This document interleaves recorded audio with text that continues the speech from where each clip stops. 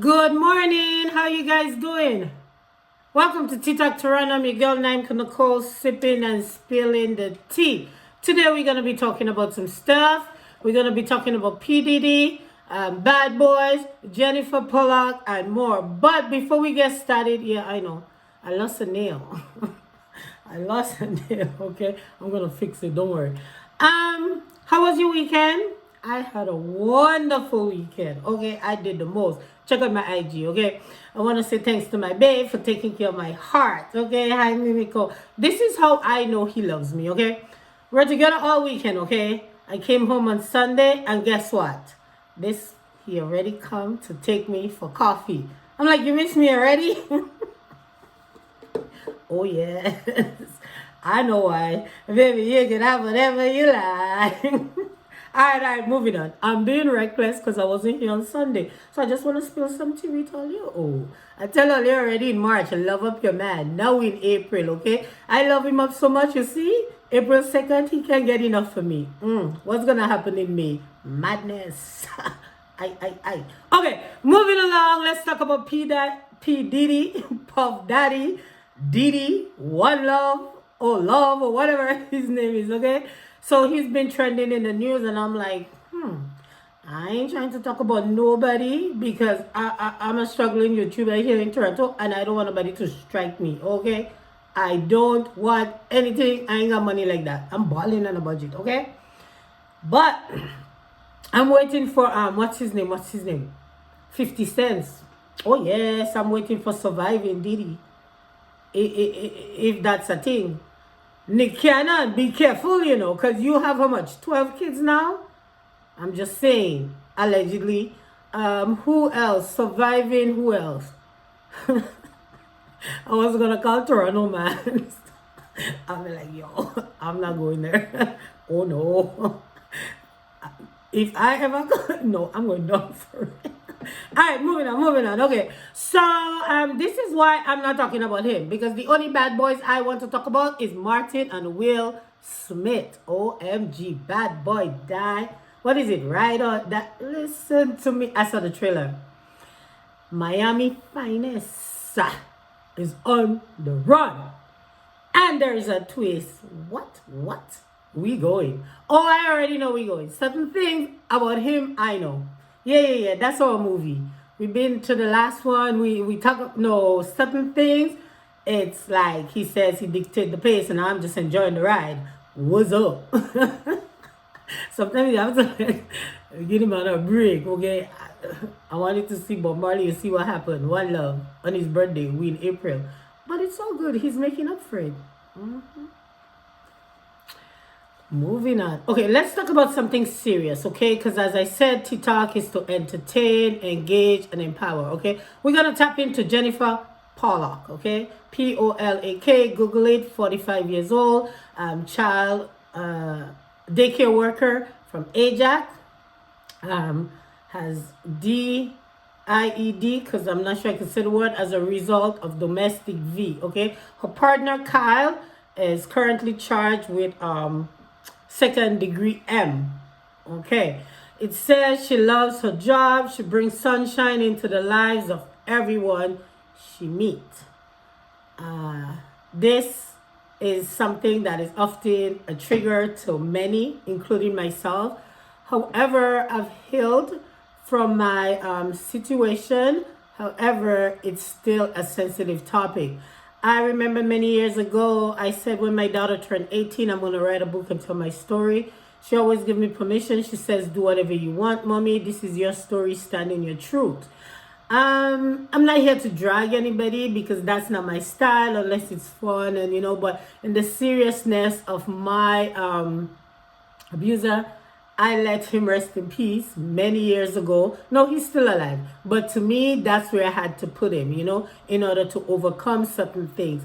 Because it was sad. It was extremely sad when I look back of how things develop. And I have never blamed myself for anything because your insecurity had nothing to do with me. I empowered myself and you felt disempowered. So you were doing, listen, this man was cheating, doing the most and still coming home and fight me, okay? This man had women leaving the earring in the BMW, leaving the eyeliner. Like, I don't wear makeup, okay? What you see is what you get, okay? Doing the most, calling my phone, all this kind of thing. And I'm saying, you can go. Stop telling people you're staying here for the kids. You're not here for the kids. You're here because you have nowhere else to go. You're here because you're living rent-free. Because this is another thing. We just put up with them, and then when situation hits, you already know. Codependent, okay? I know a lot of men who just go and live with women and shack up, and when it's time to leave, they're not independent, okay? This is why Miracle, I love you. And I'm going to say this, and this might sound kind of weird because when I look back at my life and I say it, it brings tears to my eyes, but it's a good thing. I have a man who loves me beyond my imperfection. This man loves me for who I am. Do I yell? Yes, but no, I stop because what's the point? He ignores me. He tunes me out. He doesn't put up with my nonsense. He appreciates me. I appreciate him. I am learning to deal with him in a different way because, like I said, I've experienced domestic verbally and also physically, financially, emotionally. You know what I mean? With different people in my life, you know? And being with a man who wanted to take care of my heart and take care of me, I didn't know how to accept that. And it causes a lot of fraction in our relationship, to the point when he didn't want me to smoke anymore. I was like, that's it. Relationship is done. I'm not doing what you know, you meet me this way, da da da. But I learned to compromise. It's been over 6 months I don't even smoke.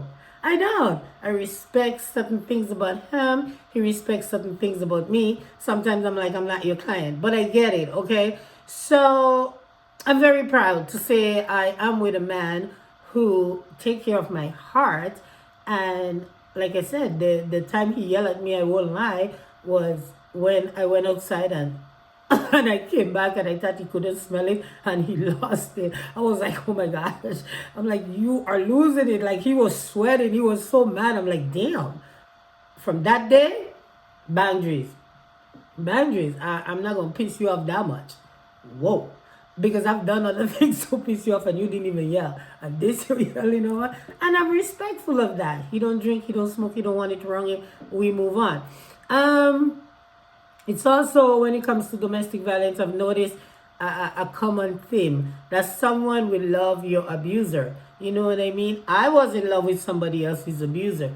When he come in my life, there was red flags, and I ignored them. I ignored them because I thought I could have changed him. You know those ones? We can't change anybody unless they're in a diaper. Like, you know what I'm saying? You can't change this man. The only time you can change them is, you know, when they're young and you take out the diaper and all that thing. After that, forget it. They are who they are. Okay?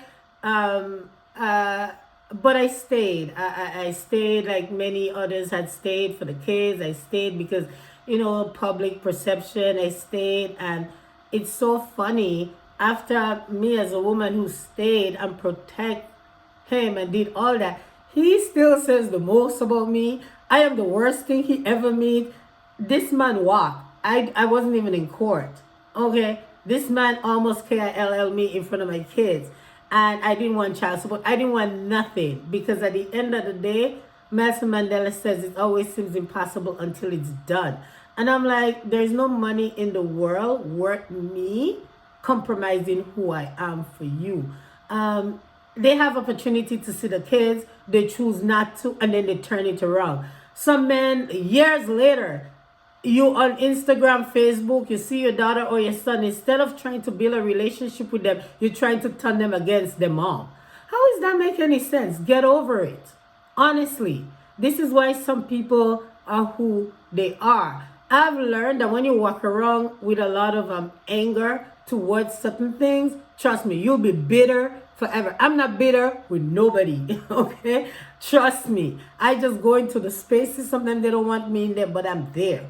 I'm there to make you uncomfortable, because I am who I am. You're uncomfortable because you're insecure. That's why you're uncomfortable. But it has nothing to do with me. I stopped looking at people and their feelings and their destruction, you know. Some of them... Where am I going with this? Trust me, I gotta pause because will it back. I mean, y'all night on the code. Don't forget to subscribe, like, and share. Tell a friend to tell a friend. Okay. brighter out of darkness, no matter what you're going through. And always remember, and I know it's sad to say, but it's true, someone will eventually fall in love with your abuser. That's just the way life is. Watch out for the red flags. Bye, y'all.